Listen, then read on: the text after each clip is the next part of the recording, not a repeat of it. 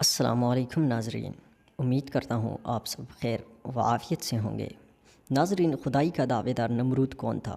نمرود نے ہزاروں بچے کیوں قتل کروائے تھے؟ نمرود نے حضرت ابراہیم علیہ السلام کو آگ میں کیوں پھینکا تھا اور نمرود کا انجام کیا ہوا تھا؟ ناظرین، یہی ہماری آج کی ویڈیو کا موضوع ہوگا، اور آج ہم آپ کو ظالم و جابر بادشاہ اور خدائی کے جھوٹے دعوے دار نمرود کے بارے میں مکمل معلومات فراہم کریں گے۔ مگر ویڈیو میں آگے بڑھنے سے پہلے اگر آپ ہمارے چینل پر نئے ہیں تو برائے مہربانی ہمارے چینل کو سبسکرائب کریں۔ ناظرین، نمرود بادشاہ کا پورا نام نمرود بن کنعان بن سام بن نوح تھا، جو حضرت ابراہیم علیہ السلام کے دور میں بابیل کا بادشاہ تھا، یعنی مورخین نمرود کو حام بن نوح کا پوتا قرار دیتے ہیں۔ نمرود حضرت ابراہیم علیہ السلام کے چچا ازر کا چچا زاد بھائی بھی تھا۔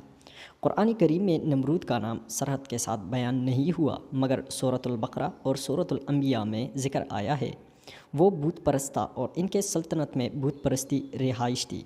نمرود چونکہ صدیوں سے بادشاہ تھا، اس لیے دماغ میں داونیت اور انانیت آ گئی تھی، جس کی وجہ سے نمرود کے دماغ میں سرکشی، تکبر اور غرور تفسیر ابن کثیر کے مطابق نمرود تقریباً 400 سالوں تک حکومت کرتا رہا۔ مفسرین کا بیان ہے کہ نمرود بن کنعان بڑا جابر اور ظالم بادشاہ تھا۔ سب سے پہلے اسی نے تاج شاہی اپنے سر پر رکھا، اور اس سے پہلے کسی بادشاہ نے تاج نہیں پہنا تھا۔ سر پر تاج رکھنے کی ایجاد نمرود نے کیا تھا۔ وہ لوگوں سے زبردستی اپنی پرستش کرواتا تھا۔ کاہن اور نجومی اس کے دربار میں بکثرت اس کے مقرر تھے۔ نمرود نے ایک رات خواب دیکھا کہ ستارہ نکلا اور اس کی روشنی میں چاند، سورج وغیرہ سارے ستارے بے نور ہو کر رہے۔ کاہنوں اور نجومیوں نے اس خواب کی تعبیر یہ دی کہ ایک فرزند ایسا ہوگا جو تیری بادشاہت کے زوال کا باعث ہوگا۔ یہ سن کر نمرود بہت پریشان ہوا اور اس نے یہ حکم دیا کہ میرے شہر میں جو بھی بچہ پیدا ہو اسے قتل کر دیا جائے اور مرد عورتوں سے جدا رہے۔ ہزاروں بچے قتل کر دیے گئے۔ ناظرین، یعنی تاریخی مصادر کے مطابق نمرود نے حضرت ابراہیم علیہ السلام کو دنیا میں آنے سے روکنے کے لیے 4 سال کی مدت میں تقریباً 7000 بچوں کو قتل کروایا، مگر تقدیر الہی کو کون ٹال سکتا ہے؟ ناظرین، اسی دوران حضرت ابراہیم علیہ السلام کی پیدائش ہوئی، اور بادشاہ کے خوف سے ان کی والدہ نے شہر سے دور ایک پہاڑ پر غار میں ان کو چھپا دیا۔ اس غار میں چھپ کر ان کی والدہ روزانہ ان کو دودھ پلایا کرتی تھی، یعنی مفسرین کا قول ہے 7 برس کی عمر تک، اور بعض مورخین نے تحریر کیا ہے کہ 17 برس تک آپ اس غار میں پرورش پاتے رہے۔ ناظرین، نمرود نے اپنی سلطنت بھر میں یہ قانون نافذ کر دیا تھا کہ اس نے خوراک کے تمام چیزوں کو اپنی تحویل میں لیا تھا۔ وہ صرف انہی لوگوں کو خوراک اور غلہ مہیا کرتا تھا جو اسے خدا تسلیم کرتے تھے۔ ایک مرتبہ حضرت ابراہیم علیہ السلام نمرود کے دربار میں غلہ لینے کے لیے تشریف لے گئے، تو اس خبیث نے کہا، پہلے تم مجھے خدا تسلیم کرو، میں تم کو غلہ دوں گا۔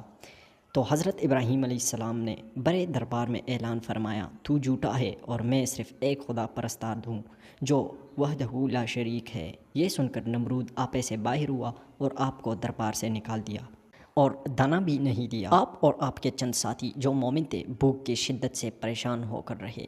اس وقت آپ ایک تھیلا لے کر ایک قلعے کے پاس تشریف لے گئے اور تھیلے میں ریت بھر دی اور اللہ تعالیٰ سے دعا مانگی، تو وہ ریت آٹے میں تبدیل ہو گئی، اور آپ نے اس کو اپنے ساتھیوں کو کھلایا اور خود بھی کھایا۔ ناظرین، نمرود جو کہ بت پرست تھا اور اس نے اپنے سلطنت میں بت پرستی کو رائج کیا ہوا تھا، جب ابراہیم علیہ السلام نے توحید کی دعوت دینا شروع کی تو اس نے حضرت ابراہیم علیہ السلام کی مخالفت کی۔ نمرود کا محل مختلف قیمتی پتھروں کے بنائے ہوئے قیمتی بتوں سے بھرا ہوا تھا۔ نمرود بتوں کو پوجا کرنے کے ساتھ ساتھ خود بھی خدائی کا دعویٰ کرتا تھا۔ حضرت ابراہیم علیہ السلام مختلف طریقوں سے لوگوں کو توحید اور یکتا پرستی کی طرف دعوت دیتے رہے۔ ناظرین، جب ابراہیم علیہ السلام نے خفیہ طور پر بتوں کو توڑ دیا تو آپ کو نمرود کے سامنے پیش کیا گیا۔ اس موقع پر حضرت ابراہیم علیہ السلام نے نمرود کے دبویت کے جھوٹ اور خدا کی وحدانیت کو ثابت کرنے کے ارادے سے نمرود سے مناظرہ کیا۔ یہ مناظرہ لوگوں کے سامنے برگزار ہوا، اور اس کا تذکرہ قرآن کریم میں سورۃ البقرہ میں اس کی طرف اشارہ کیا گیا ہے۔ تو اس مناظرے میں حضرت ابراہیم علیہ السلام نے فرمایا، میرا خدا لوگوں کو زندگی اور موت دیتا ہے۔ اس کے جواب میں نمرود نے کہا، میں بھی زندگی اور موت دیتا ہوں۔ نمرود کو اس بات کو ثابت کرنے کے لیے 2 قیدی لانے کا حکم دیا، اور ایک آزاد کرنے کا اور دوسرے کو قتل کرنے کا حکم دے دیا گیا۔ گویا جس سے آزادی دی گئی اس سے زندگی عطا دی گئی، اور جسے قتل کر دیا گیا اسے موت دی گئی۔ اس موقع پر حضرت ابراہیم علیہ السلام نے فرمایا، میرا خدا سورج کو مشرق سے نکالتا ہے، اگر تم بھی خدا ہو تو سورج کو مغرب سے نکال کر دکھاؤ۔ تو نمرود حضرت ابراہیم علیہ السلام کی اس بات کا جواب نہ دے سکا۔ ناظرین، نمرود نے حضرت ابراہیم علیہ السلام کو اس کی خداؤں کی بے حرمتی اور توڑنے کی جرم میں سزا کے طور پر آگ میں پھینکنے کا فیصلہ کیا۔ نمرود اور بت پرستوں کے اس فیصلے کا تذکرہ سورہ انبیاء آیت نمبر 68 میں ہوا ہے۔ نمرود نے اس مقصد کے لیے خاص جگہ تیار کی اور لوگوں کو لکڑیاں جمع کرنے کا حکم دے دیا۔ ابراہیم علیہ السلام کو جلانے کے لیے لکڑیاں جمع کرنا لوگوں کے لیے مقدس اور اہمیت کا حامل قرار دیا گیا۔ عورتیں اپنی حاجات کی برابری اور بیماریوں کی شفایاب کے لیے بطور نذرانہ لکڑیاں جمع کرنے لگی۔ ناظرین، جب لکڑیوں کو آگ لگا دی گئی تو اس کی حرارت اتنی زیادہ تھی کہ کوئی بھی اس کے قریب نہیں جا سکتا تھا۔ اسی بنا پر اللہ تعالیٰ کے پیغمبر حضرت ابراہیم علیہ السلام کو آگ میں پھینکنے کے لیے منجیق کا استعمال کرنا پڑا۔ قرآن کریم کے مطابق جب حضرت ابراہیم علیہ السلام کو آگ میں پھینکا گیا، خدا کی طرف سے آگ کو ٹھنڈا ہونے اور حضرت ابراہیم علیہ السلام کو نہ جلانے کا حکم دیا گیا۔ یہ آگ حضرت ابراہیم علیہ السلام کو کوئی نقصان نہیں پہنچا سکتی تھی۔ ناظرین، چند دن بعد جب نمرود کا اس جگہ سے گزر ہوا تو اس وقت آگ کے شعلے بلند تھے، مگر اس وقت اس کا تعجب انتہا کو پہنچا جب اس نے دیکھا کہ اللہ تعالیٰ کا پیغمبر حضرت ابراہیم علیہ السلام آگ کے شعلوں کے درمیان صحیح اور سالم بیٹھے ہوئے ہیں۔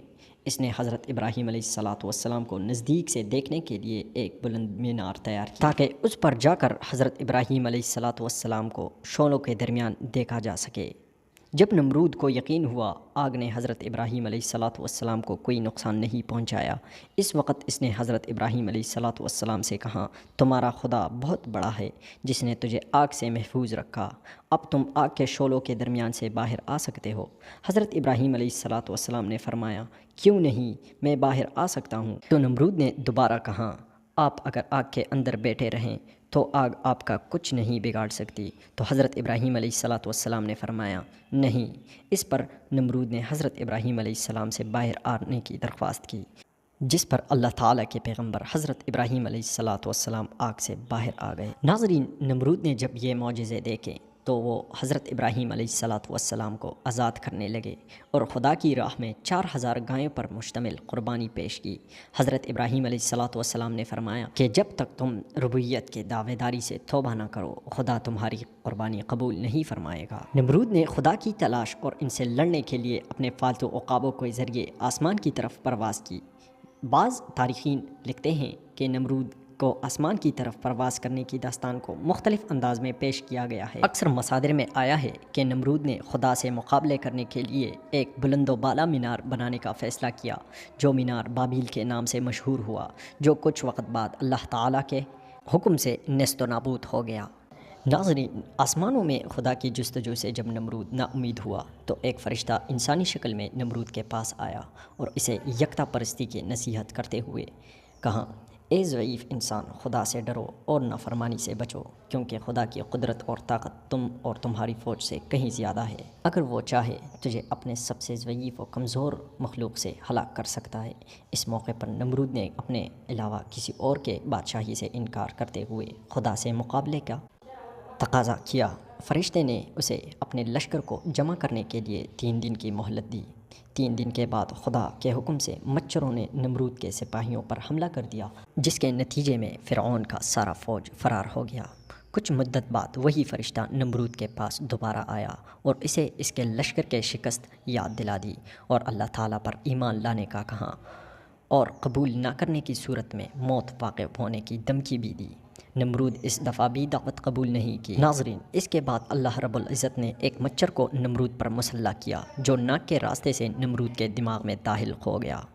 نمرود کے سر میں شدید درد شروع ہو گیا اور درد کی شدت یہاں تک تھی کہ وہ اپنے ہاتھ سے اپنے سر کو مارنے لگتا تھا، جس سے نمرود کو کچھ لمحے کے لیے آرام ملتا تھا۔ جو بھی نمرود کے پاس آتا اس کے احترام میں ہاتھ کا بوسہ لینے کے بجائے اسے آرام اور سکون دینے کی خاطر اس کے سر پر جوتے کی کئی بار رسید کرتا تھا۔ تاریخی مصادر کے مطابق یہ حالت 40 سال تک اللہ رب العزت کی طرف سے نمرود پر جاری رہی اور اس کے بعد نمرود ہلاک ہو گیا۔